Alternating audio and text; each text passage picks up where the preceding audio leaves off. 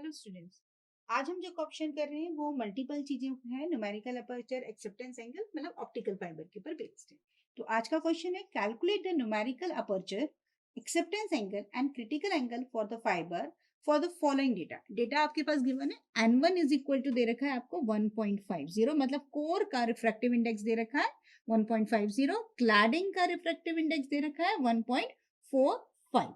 ठीक है, तो आपको क्या बोला है, न्यूमेरिकल अपर्चर निकालना है, एक्सेप्टेंस एंगल निकालना है और क्रिटिकल एंगल निकालना है आपका ऑप्टिकल फाइबर के लिए। तो ऑब्वियसली बात है, हमने एक चीज पिछली बार भी न्यूमेरिकल्स में हमने देखा था n1 minus n2 divided by n1, ये हमारा था fractional change in refractive index. तो न्यूमेरिकल अपर्चर निकालने के लिए, क्योंकि या तो हम n0 इज इक्वल टू 1 माने, उससे भी हम कर सकते हैं, और नहीं तो हम ये कैसे निकाल सकते हैं, delta is equal to n2 minus n1 divided by n1। तो ये हमारे पास दे रखा है n1 is equal to 1.50, n2 दे रखा है 1.45, n1 फिर से वापस से 1.50, ये आ गया हमारे पास डेल्टा की वैल्यू।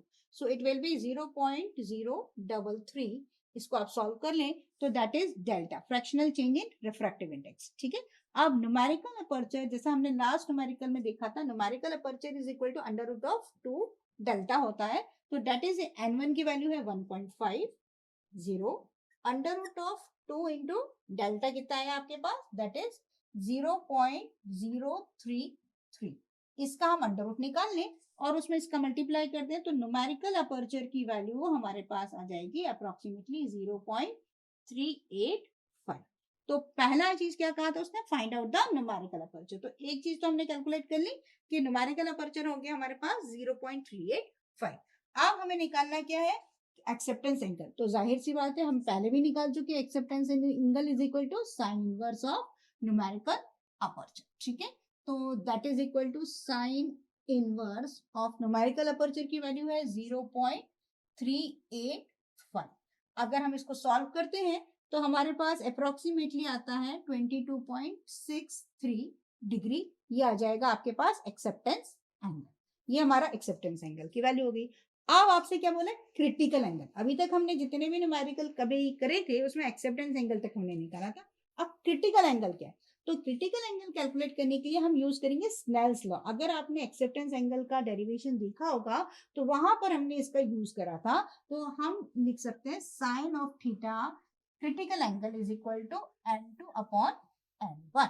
तो n2 कितना है आपके पास, n2 दे रखा है आपके पास 1.45, n1 दे रखा है 1.50। ठीक है, so critical angle that is theta c is equal to sine inverse of 1.45 divided by 1.50।